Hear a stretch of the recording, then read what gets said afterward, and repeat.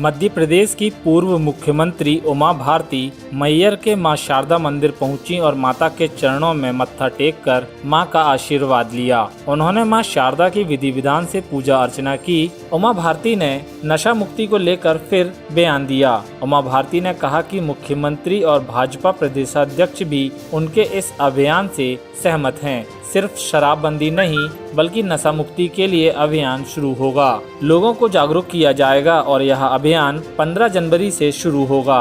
उमा भारती ने कहा कि सरकार इस दिशा में भी प्रयास कर रही है कि शराबबंदी से होने वाली राजस्व हानि को कैसे पूरा किया जाए। उमा भारती का तर्क है कि बिहार जैसे प्रदेश में जब शराबबंदी लागू हो सकती है तो मध्य प्रदेश में क्यों नहीं। उमा भारती ने प्रदेश में हो रहे उपचुनाव में जीत का दावा भी किया। मैंने पहले ही कहा है कि हमको दोनों से कुछ सीखना पड़ेगा। एक तो गुजरात से, क्योंकि गुजरात में आदिवासी वर्ग बहुत बड़ी संख्या में है और मध्य प्रदेश में भी आदिवासी वर्ग बहुत बड़ी संख्या में है।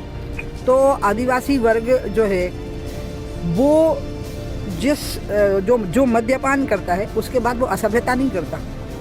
असभ्यता तो शहराती समाज करता है। और मेरी और शिवराज जी की और बीडी शर्मा जी की एक ही सुर है कि अगर दोनों ही शराब से नफरत करते हैं।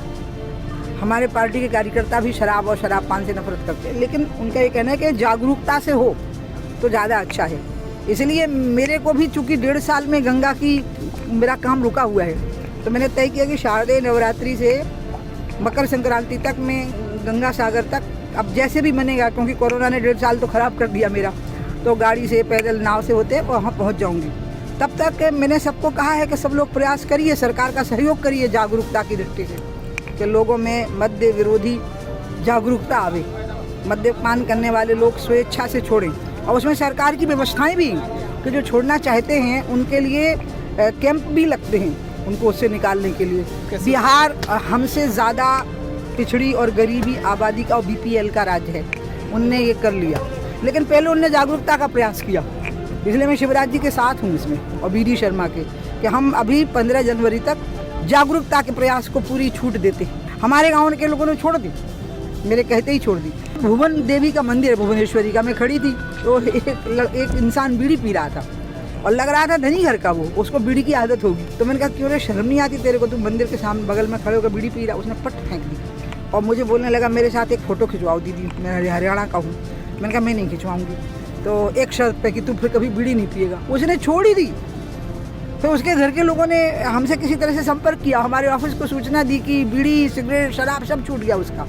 और शिवराज जी ने एक और अच्छी बात मुझे कही कि दीदी इसमें आप नशा भी जोड़ो, नशा और लोगों की ज़िंदगी बर्बाद कर रहा है। शराब तो कर ही रही है, मतलब वो तो मेरा सहयोग कर रहे हैं दोनों, बीडी और शिवराज जी, कि आप अकेले मद्यपान को छोड़ने की बात मत कहो, आप नशा भी छोड़ने की बात कहो। और इसमें कई महात्माओं ने, साधु संतों ने भी इसके लिए प्रयास किया है।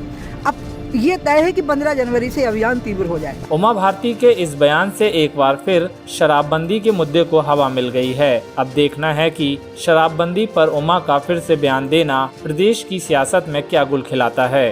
टाइम 8 मध्य प्रदेश के मैहर से ब्यूरो रिपोर्ट।